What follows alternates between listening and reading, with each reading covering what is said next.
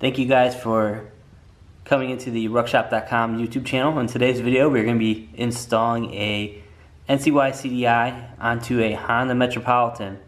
A lot of people have been asking for it, so now we have the opportunity to do it.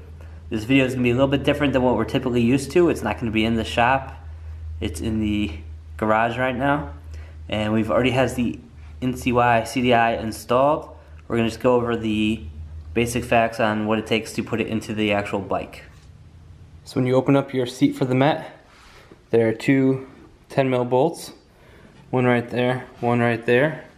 There's going to be another two more at the top here, which I've already pre-loosened. One right here, one right here. And then you'll have a Phillips head that holds in your battery tray here, which I've already pre-loosened. So you'll take that out, push down on the clear tabs here. That's going to drop the battery tray down. And then you can go ahead with all of them loose and lift the tray completely out. Okay, so when you order CDI, you're going to get your CDI box. It's going to have the plug that goes into your harness here. You just make sure it's snapped in. With that, I'll show you a spare harness that we have here. So with that piece plugged in, you're going to have a green and a red that are plugged in that you see here.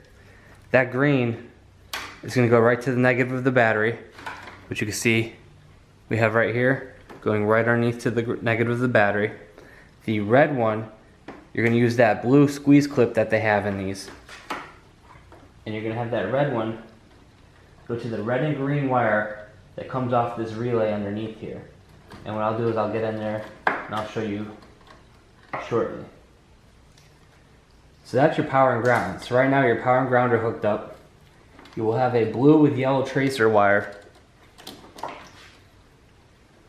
right here, which I'm going to take this camera off the stand here and I'll just show you through it. Okay, so now that we're in here, you can see there's a blue with yellow tracer that's on that clip.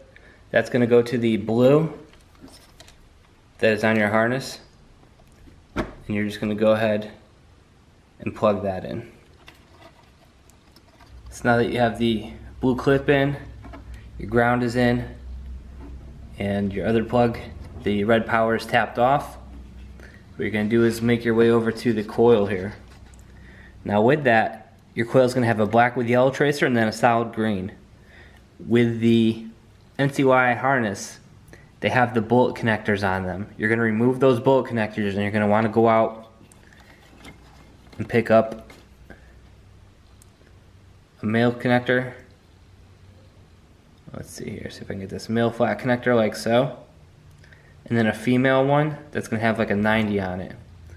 So this male one, the yellow one, is going to plug right into the black and yellow part of the coil. I'm going to go ahead and slide that in.